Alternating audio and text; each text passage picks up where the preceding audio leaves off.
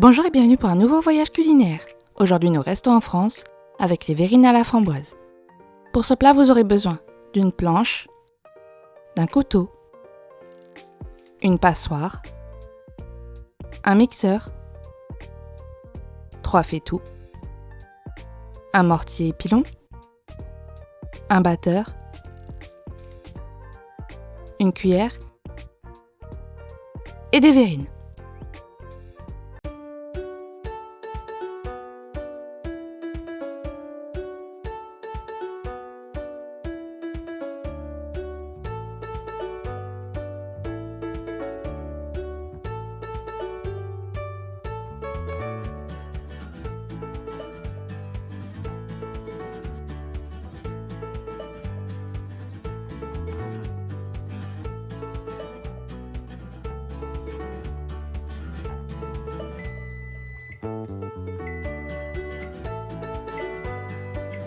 Pour ce plat, vous aurez besoin de 10 spéculoos, 300 g de mascarpone, 3 œufs, 80 g de sucre, un sachet de sucre vanillé, 200 g de framboise, 40 g de sucre, 2 cuillères à soupe de citron, 200 g de framboise et du sucre glace.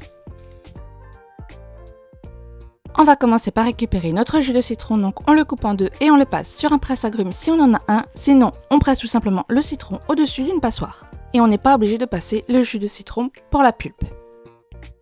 On va ensuite faire notre crème de framboise, donc ici on ne cuit absolument pas les framboises, on va juste les mixer, on les mélange avec du sucre et le jus de citron pour être sûr qu'elles aient une belle couleur.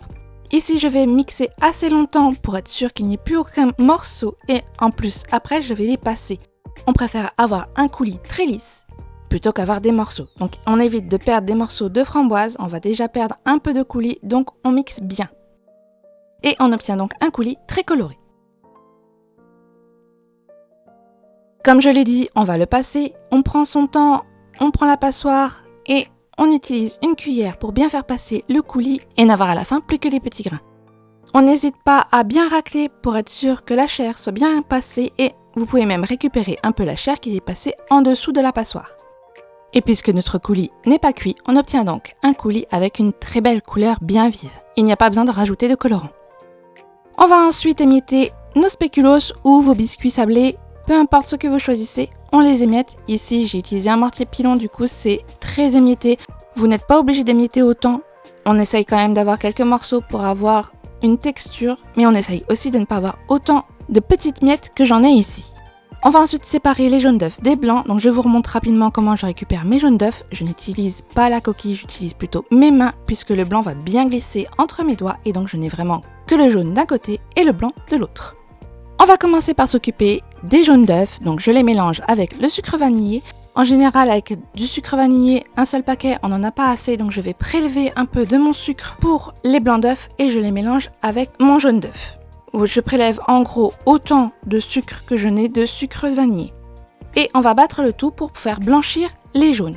Ça prend quelques minutes seulement. Au bout de 2 à 3 minutes, vous avez déjà mon jaune d'œuf plutôt blanchi. Ici, je mets en général 5 minutes pour être sûr que ce soit bien blanchi et monté. Il n'y a pas besoin de les monter de trop non plus, on ne veut pas quelque chose de très mousseux, puisque de toute façon ça va être incorporé à une autre crème. Donc ici, on les monte un peu, on les blanchit, et on va pouvoir y incorporer notre mascarpone.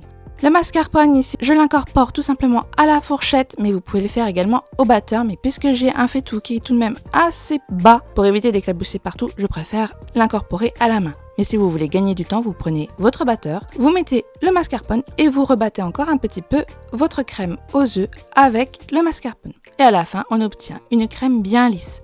Si vous le faites comme moi à la fourchette, on prend bien son temps, on passe partout pour être sûr que le mascarpone soit bien incorporé, sinon vous risquez d'avoir des petits grumeaux blancs et sans goût dans votre crème. Ça va pas bien se mélanger au blanc d'œuf qu'on va pouvoir faire ensuite. Donc on incorpore vraiment très bien avant de passer à la suite.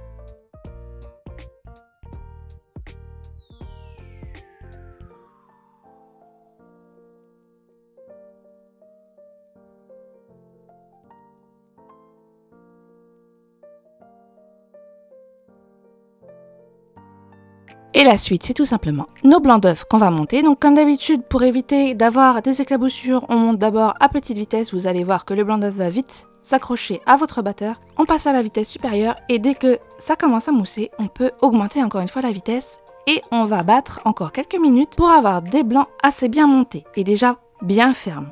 Lorsque les blancs sont bien montés et bien fermes, au bout de quelques minutes seulement, on met le sucre et on continue à battre pour pouvoir resserrer et faire une crème comme on fait pour les meringues. Donc ici, j'ai battu encore quelques minutes. En tout, j'ai dû battre 5 à 6 minutes. Et on voit que mes blancs se tiennent très bien puisqu'il y a des petits pics qui ressortent lorsque j'enlève mon batteur de la crème. Cette crème, on va donc l'incorporer à notre première crème. Alors d'abord, on en met un petit peu pour pouvoir détendre notre première pâte puisque la pâte avec les œufs est plutôt très compacte, il n'y a pas d'air dedans alors que notre crème à meringue, il y a énormément d'air dedans. Si on fait un mélange tout de suite avec les deux, le problème c'est que l'une va écraser l'autre et donc vous allez perdre du volume et en gros votre crème à meringue ne servira plus à rien. Donc on incorpore d'abord un petit bout pour pouvoir détendre et donc mettre de l'air. Vous allez sentir l'air qui va se mettre dans votre crème, ça fera même parfois des petites bulles. Et lorsqu'on a détendu notre crème aux œufs, on va pouvoir incorporer le reste. Donc j'y vais tout de même en plusieurs fois pour être sûr de ne rien écraser et surtout avec mes mouvements, la deuxième fois j'y vais plus doucement. La première fois c'est juste pour détendre, on n'hésite pas, on y va, mais ensuite on y va plus doucement. On prend le dessous, on le ramène sur le dessus, mais on n'écrase à aucun moment. On prend, on tourne et on ramène. Et c'est là où vous allez sentir l'air s'intégrer à votre crème. Dans ce cas-là, votre crème ne va absolument pas redescendre et vous allez avoir pas mal de crème pour votre dessert. Ici, donc, j'ai bien mélangé doucement et les petites bulles qu'on peut voir, c'est donc la crème qui est bien aérée. Et si vous le désirez, après ça, vous pouvez mettre votre crème dans une poche à douille. Ici, je ne vais pas le faire, je préfère que ce soit un peu brouillon, donc je ne prends pas de poche à douille.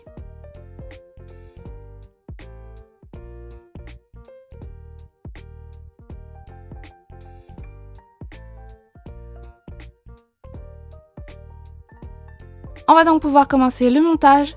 On va commencer par les spéculoos dans le fond, ça va faire un peu comme un tiramisu. Donc on met juste une petite épaisseur dans le fond de nos verrines. Ici je mets en gros 2 cuillères par verrine pour faire 6 verrines. On va ensuite mettre notre crème par-dessus. Donc ici moi je n'ai pas de poche à douille. Je prends mon temps pour éviter d'en mettre partout le long de ma verrine. Si vous avez une poche à douille, ce sera bien sûr beaucoup plus facile.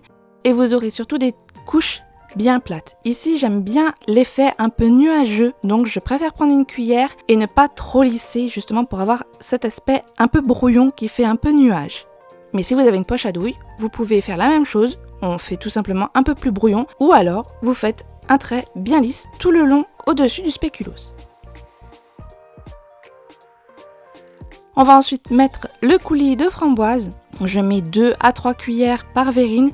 Et vous voyez que ici, puisque c'est brouillon, c'est du coup pas très plat et j'ai mon coulis qui se met pas totalement partout. C'est pas très grave, c'est exactement l'effet que je recherche. Si vous voulez un aspect très lisse, il faut vraiment que vous ayez un beau plat avant de mettre votre coulis. On va ensuite mettre nos framboises. Ici, je mets en gros 5 framboises pour bien remplir l'étage avec le coulis de framboise. À la fois pour avoir de la texture avec la framboise, mais également pour avoir un bon goût avec le coulis qui va faire une belle épaisseur tout le long de ma verrine. Et bien sûr, à la fin, on va recouvrir avec le restant de crème. Donc cette fois, j'essaye d'y aller un peu plus doucement, même si, encore une fois, je veux mon petit effet nuage, donc j'y vais avec ma cuillère. Mais vous pouvez faire les deux, un effet nuage en dessous en mettant de manière très brouillonne avec une cuillère et finir avec la poche à douille pour avoir un fini bien plus plat que je ne l'ai ici.